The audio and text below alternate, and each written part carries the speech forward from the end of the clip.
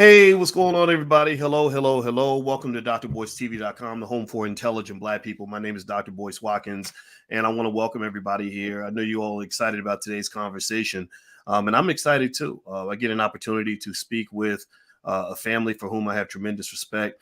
A man who I look up to him a lot. You know, he's a wise man. He's a good man. He's an accomplished man, and he's a man with a story to tell, and his daughter is telling the story with him. And so everybody who loves this idea of family working together, put the word family in the chat, type that word in the chat as you come in. And hello, James and Terry and Brother Man and James G. Watkins and Ridley. I see you. Okay, let's get started. All right, so the guest for today is Larry Miller. Larry Miller is the chairman of the Jordan Brand. He has a long and distinguished career. He's also the author of the new book. Make sure I say it right. Jump, My Secret Journey from the Streets to the Boardroom. Did I say it right? Yes, sir. All right. And he's also here with his lovely daughter, Layla Lacey, and they are here to talk about the story. And when I say the story, I'm talking about a lot of twists and turns and something that I think will inspire everybody here and will allow you, hopefully, when you walk away, you'll have as much respect for this family as I do. So first off, I'd like to ask Layla and Larry, how are y'all doing today? I'm very good. I'm doing very well. Thank you. I'm doing great. So I guess I'll start by asking you, Larry. So are you exhausted? I mean, you've been talking about this book in a lot of spaces and places. How you feeling? It's been a little exhausting. I mean, and for me, I've always kind of tried to stay behind the camera or, out of the spotlight a little bit. And this has kind of thrust me into the spotlight, but it's been good. I mean, the response and the reaction for the most part has been really supportive and encouraging. And, it's been tough with all the interviews and stuff, but to me, I feel like if we're going to tell this story and we're going to, try to get it out and try to help as many people as possible with it, then, I need to get out and talk about it. All right. Well, I love it. And I'll ask you, Layla. I'll tell you, I mentioned to y'all before we came on camera how inspired I am about father-daughter businesses. I just think that's they're doing anything business-wise with your child. It's bigger than making money or whatever. It's a meaningful kind of connection. It's a legacy. And it's impressive to see you and your father kind of doing this together. Tell me what this partnership has meant to you. I'm sure you're proud of Daddy. My God, he's running the Jordan brand, one of the biggest brands on the planet. I mean, and what you did with Jordan Brand was extraordinary. But there's also the kids in terms of sometimes children have successful parents and they're not happy and they don't want to work with their parent at all. But you actually wanted to do this project with your father. What's that been like for you? It's been amazing. Just the whole journey from, us discussing it before we ever got anything down on paper, over, years and years of conversations and learning about each other and, just getting to spend that time and dig into, some good and some not so good areas sometimes, but definitely necessary conversations. And priceless is the word that I always come back to because I wouldn't trade it for anything. I'm just thankful. Priceless and thankful. I love that. And so Larry, let's dig in, man. I knew you. Michelle Martin introduced us, and I was really impressed. And I remember telling Michelle, I said he's a cool brother. I met you and H and yeah. And came out to Portland. We had lunch and hung out. Yep. Yeah, that was great, man. And I remember, I'm gonna tell you the truth. I have kind of a blackness radar I use when I talk to people. Like, okay, am I talking to a Black man, who just happens to be in some certain position, or am I talking to a brother? Am I talking to somebody who really gets it and that I can connect to on some level, even if we don't see eye to eye on everything? Can I connect? And I really felt that I could connect. And I felt like you understood the world in a way that a lot of people don't. And then when I heard the rest of your story, I think a couple years later was when I heard the story about the time you spent in prison. And that's sort of the big reveal that you shared in this book. You kept that as a secret for a long time. what was that like, going all those years without people knowing about the darkness of your past? Yeah, it was actually really, really challenging and really tough for a number of reasons. One, I was always concerned and worried that it might come out, that somebody would find out, and it would it would jeopardize what I built, or take away everything that I had worked for up to that point. So that was always in the back of my mind, and always something that was concerning me. And I think because of that, I ended up having incredible nightmares and migraines, and it was eating me up, because again, I was totally concerned and totally anxious and nervous about this story coming out, and just doing everything I could to try to keep that from happening. And it was challenging. It was also challenging in that there were people that I worked with every day, people that I had great, strong relationships with, that didn't know this part of my life. And there were times that I was tempted to share or tempted to talk about it with people, and it was hard for me to be able to do that. So it was not easy keeping it in. And I think once once La and I started to talk about it, and I started to get some of the things out to her, that really kind of lifted a lot of the burden for me. The nightmares stopped, the migraines stopped, because I felt like I was getting this out and sharing it. And since it's actually gone public, it's even been more of a challenge for me, because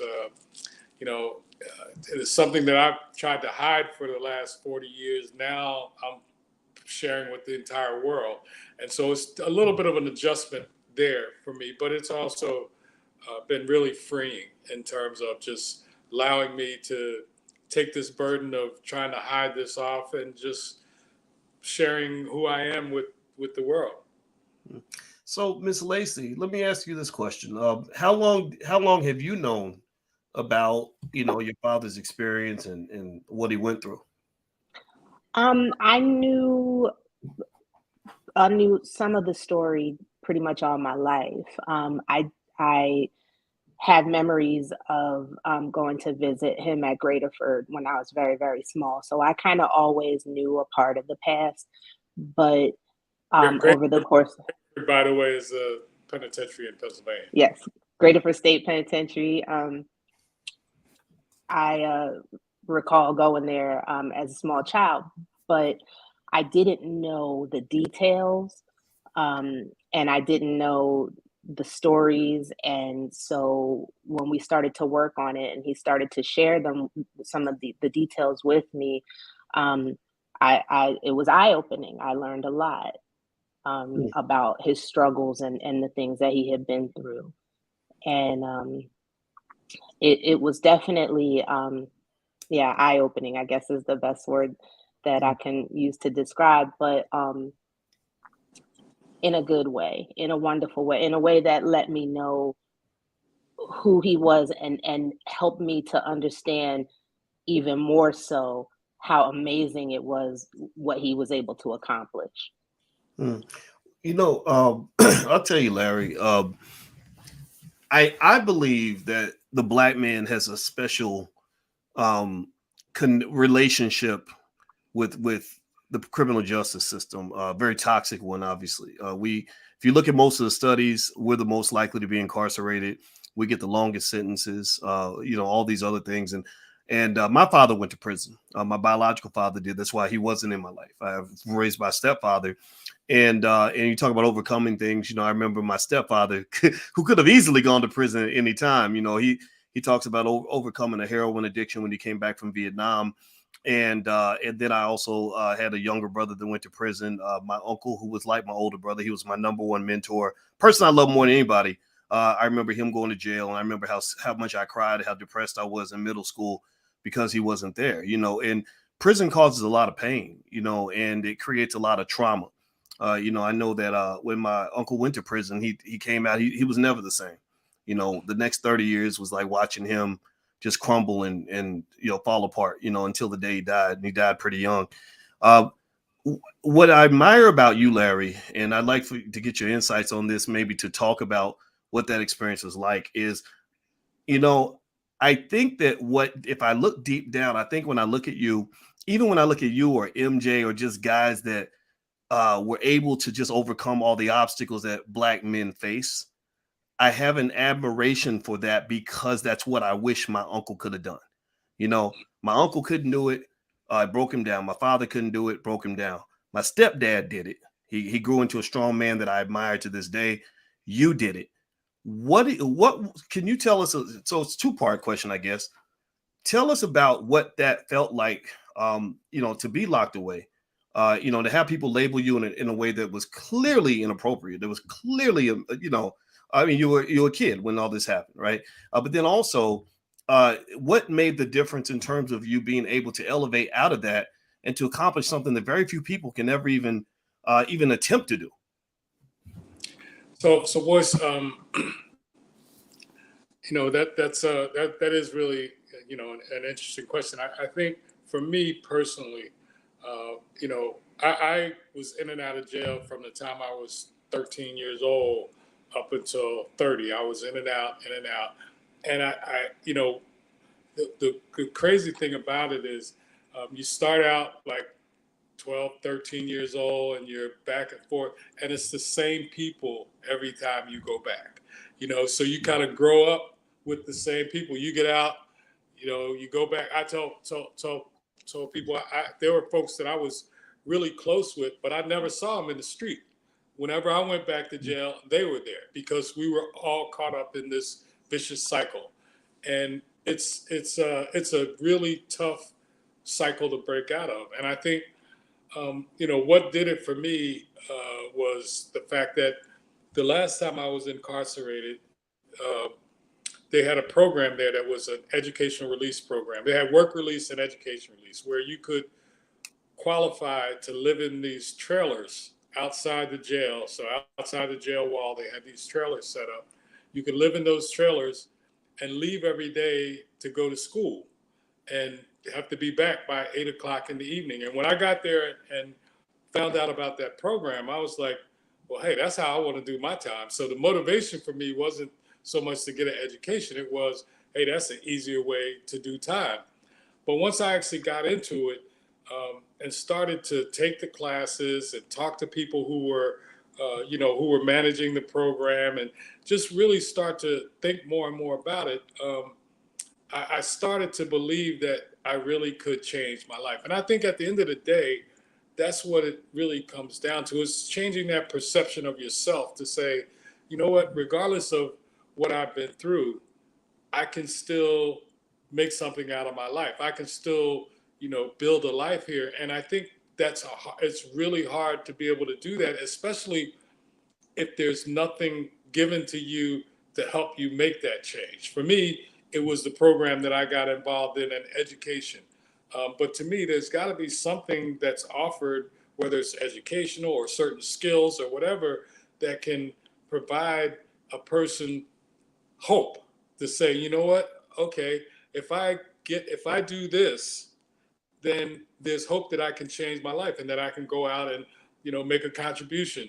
But if they don't give you anything, that is going to change your life, or that's going to provide an opportunity for you, then you go out and you do the same thing and you end up back in the same cycle. Or to the point of your uncle, you get out, but you don't see that you can do anything with your life. You feel like at that point, like, wow, I got a record. If I go to try to do something positive with my life, that's going to be there to stop me. And again, that's another reason that we did this, to try to change that perception so that people will be more willing to give opportunities to folks who've been previously incarcerated. So to me, it's about changing your perspective of who you are and how you view yourself and what you think you can accomplish. And again, that's not an easy thing to do. You have to have things that provide opportunities for you that make you believe you can change your life. And a lot of that's not happening now. Like the program that I talked about that I was involved in doesn't exist anymore. It went away in the mid early 90s. They did away with the program. And so if I was there today, or if I was getting out today or in there today, I couldn't do what I've done because the program that I took advantage of doesn't exist anymore. And that's one of the reasons that we did this, to try to focus on, states really either re-implementing or enhancing the programs that do exist, and re-implementing or establishing programs where they don't. Because, the majority of people in jail are going to get out at some point. The majority are going to be back on the street at some point. So why not try to do something while they're there to help them be contributing members when they do get back out? And again, to me, that's what this is about. And I would hope that we can establish, or at least make some change, so that people like your uncle don't go through what they went through, and do, if they do get caught up in the system and do get caught up, somehow pulled into something, that they do see that they have an opportunity to change once they are out. Yeah, I think I agree with that, and I like that answer a lot. And I like what you're doing. And by the way, for those of you who just came in, I'm speaking with Larry Miller, the chairman of the Jordan Brand. It's the chairman, right? That's your current position, is that correct? Okay, and also his daughter. I want to say Layla Lacey. Did I pronounce Layla right, or It's Lila. Lila. Yeah. I thought You can call me La. If it's easier, just call me. Everybody calls me La. Lie. Okay. All right. So Lie. I want to ask Lie you a question, Lie. I remember, I'm still, I ain't gonna lie, I'm still mad that they took my uncle away from me when I was a kid. I was 12. I needed him, and at the same time, so I'm sitting in the space I'm in, and I see people having empathy for other people's children. For example, if you have things happening at the border, children being separated from their parents at the border, that's a bad issue, right? We address that, but I don't think anybody really talks about our kids. What happens when they get separated from their parents. And I remember lie that, when I was feeling my sadness, my depression, I would sit in class in the 7th grade, wasn't doing no work. I would just sit in there and I would write letters to my uncle in prison. That's all I would do, like the whole class, and I felt very alone, like nobody cared. Nobody could feel my pain. It distracted me. When I look back on that, I think about how painful that dysfunction was. And so I'd be curious to know, did you have any sort of feeling in terms of, not always having your father available the way you would have liked as a kid? What was that experience kind of like for you, if at all? It was difficult. I do remember experiencing that loss and that need, missing that established relationship and seeing people who had it and wishing that I did. But unfortunately, I was not alone in that. There was so many other people around me who were kind of in the same situation with regard to having an incarcerated parent or family member or someone that they missed that was on the inside. And the sad, harsh reality of it is 1 in 3 Black men is going to be incarcerated at some point in his life in this country. And I get choked up when I say that, because I feel like that is such a national emergency that just goes unaddressed. So while it was hard for me as a child, there were so many of us going through similar situations. It was way more common than it should be, in my opinion. Yeah, it's crazy that we're so used to it. I asked a young lady I mentor, I said, out of all the friends that you have, how many of them have a daddy at home? And she said, I think one of them does. And it was like out of 20 people, and it's like we're just used to it, right? And it goes back to even those studies where people conclude that Black people feel less pain than other people. I think even we accept the pain. It's just like, okay, it's just the way it is.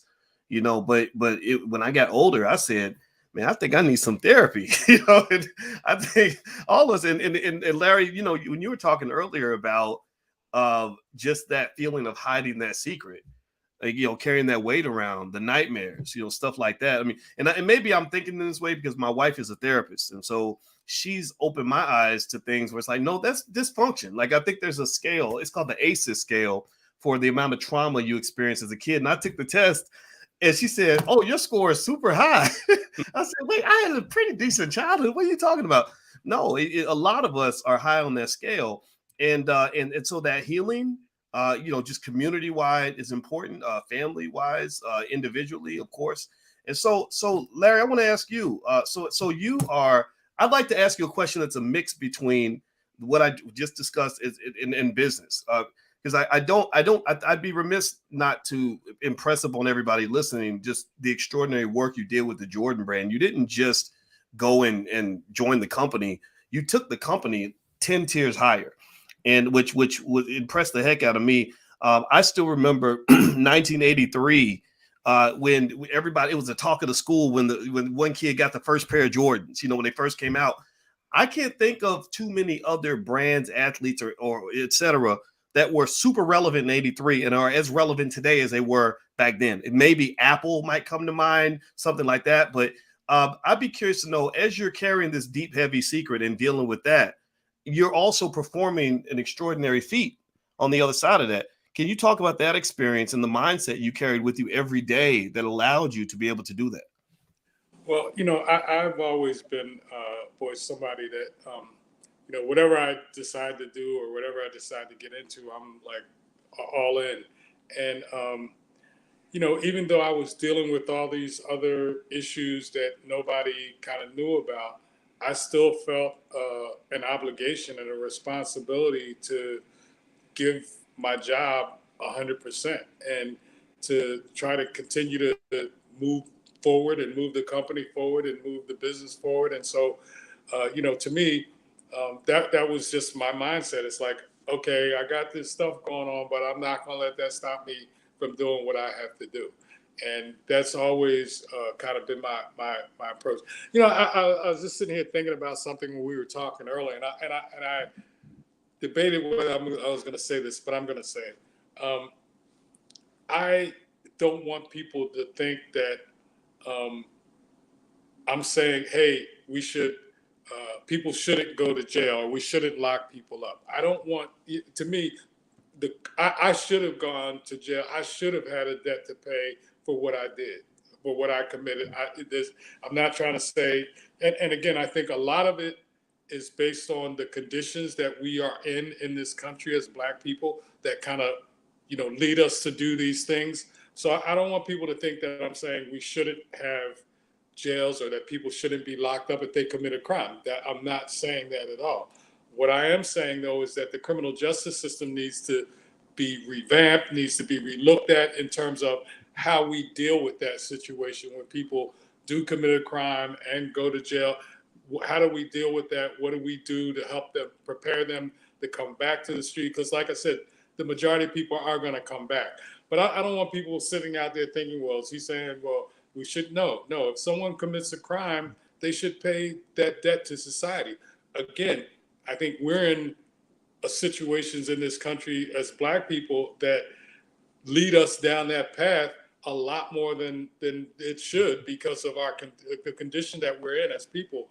But and then, like I said, to me, the system needs to be changed in terms of how we deal with people or how we deal with when someone commits a crime or is accused of a crime. I just wanted to say that. Well, yeah, I think that's an important point to make, and I agree. I think, we don't want everybody just running around the streets, and that point about rehabilitation and redemption. I think that's what it sounds to me like. That's what's you're being impressed upon us now to say, Exactly. look, Exactly. if these people are coming back home, send us home a better man than the man that went away. Like Absolutely. I know personally, I would have benefited tremendously if my uncle had come home a better man. He wasn't a better man. He was all messed up. You know, I agree. I know for a fact I came home a better man than when I went in the last time. I know that for a fact, and I agree with you 100%. I think that should be the goal. yeah, absolutely. Well, I in my view, you're not just a better man, you're a great man. And your daughter, I'm so proud of you, Lai, for standing with your father as a girl dad myself, a woman dad. I can say it makes me proud to see you supporting him in this process. This is what we're all about. This is Black excellence. Everybody is watching. So everybody type Black excellence in the chat, and also please give a digital thank you to our special guest, Larry Miller. The title of the book is Jump: My Secret Journey from the Streets to the Boardroom. This is Lila Lacey. Let me show their names on the screen, and also Larry Miller, the chairman of the Jordan Brand. And I will say thank you all very much for coming on today. I really appreciate it.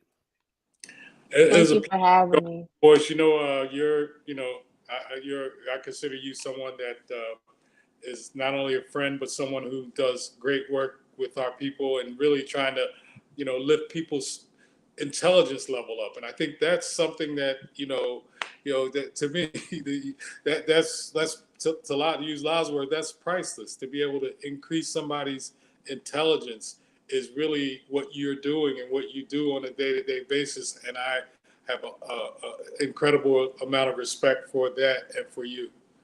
Well, that means so much to me, man, and I appreciate that compliment very much. And it's been an honor to talk to you, and I look forward to talking in the future. And so God bless both of you, and thank you all for watching. And we will talk to you all soon. Have a great day, everybody. Take care. Thank you. Take care, boys.